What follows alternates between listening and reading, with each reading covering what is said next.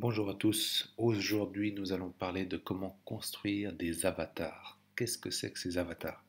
Les avatars, dans le cadre d'une campagne digitale, c'est tout ce qui concerne votre audience. C'est-à-dire comment est-ce qu'on peut construire des portraits robots ou alors des fiches clients qui nous permettent de mieux définir l'audience à laquelle on s'adresse. Bien sûr, avant de lancer votre campagne, vous allez définir l'audience, on va choisir à qui on va parler, et là, on va voir aujourd'hui comment est-ce qu'on peut aller au-delà de la définition d'une audience relativement générale. Par exemple, on va s'adresser aux 50-60 ans qui se trouvent dans la région de Lausanne.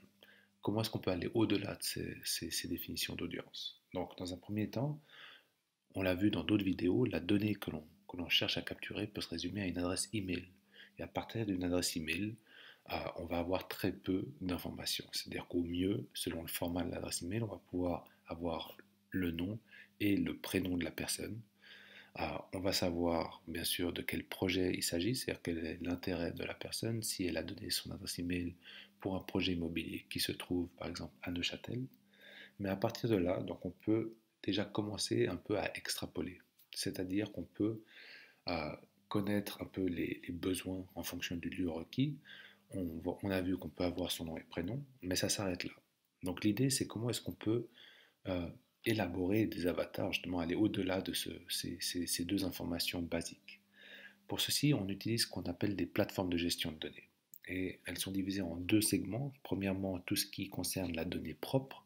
Donc les données propres, de manière générale, ce sont que des données qui sont publiques. C'est-à-dire que tout ce qu'on va voir aujourd'hui, ce sont des données qui sont accessibles. On n'a pas besoin de payer, on n'a pas besoin d'être intrusif ou d'aller dans la sphère privée des gens pour accéder à ces données. Elles sont disponibles et elles sont ouvertes à tous, pardon.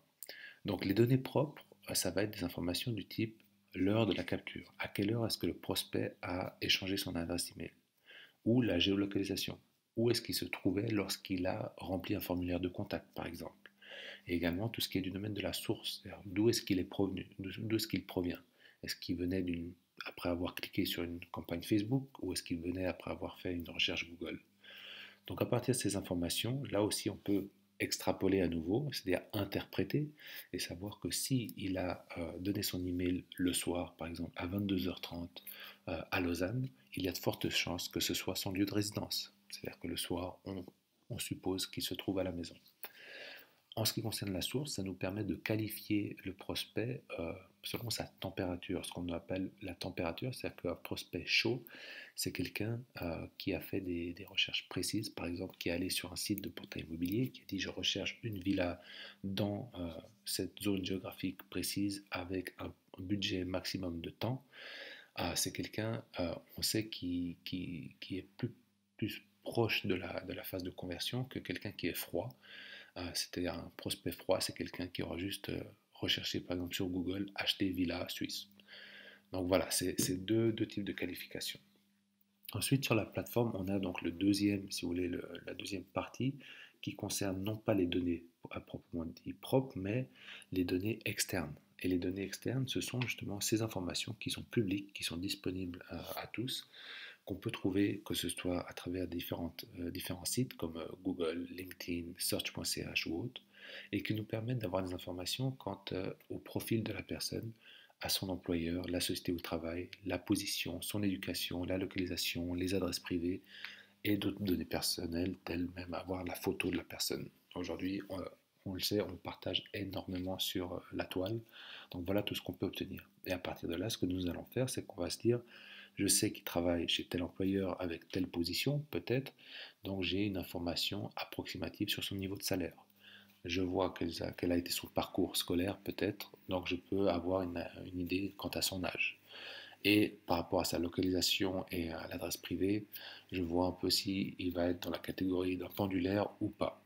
Donc tous ces types d'interprétations sont possibles, bien sûr à prendre pas à la lettre, mais ça nous permet surtout dans un premier temps de l'interpréter et aussi de la stocker donc, dans notre CRM si on utilise par exemple HubSpot. Au-delà de ça, ce qui est très important, c'est qu'est-ce qu'on va en faire. Donc, ce qu'il faut faire, c'est l'interpréter et pouvoir constituer ce que nous, on appelle des segments. Les segments, ce sont des catégories qui vont nous indiquer sur les besoins de chaque segment respectif. Par exemple, pour l'exercice, on a illustré trois segments qui sont bien sûr illustratifs, où on va avoir dans un premier temps un projet qui va vendre des villas de 5 pièces et demie à Renan. Si on voit que le segment dans lequel on se trouve concerne des gens qui travaillent à Genève avec un statut de cadre, ce sont des gens qui vont être prêts à acheter. Donc voilà l'interprétation qu'on en fait. Deuxièmement, si on est par exemple dans un projet de 2 pièces et demie ou 3 pièces et demie à Fribourg, dans une tranche d'âge de 30 à 39 ans, ce sont des gens qui prévoient peut-être d'avoir un autre enfant. Donc ça, c'est un segment qui a besoin de plus de conseils. Ou alors, dernièrement, si c'est un projet à Crissier pour des gens qui travaillent à Lausanne et qui habitent à Fribourg, donc là, on va tomber dans la catégorie des pendulaires.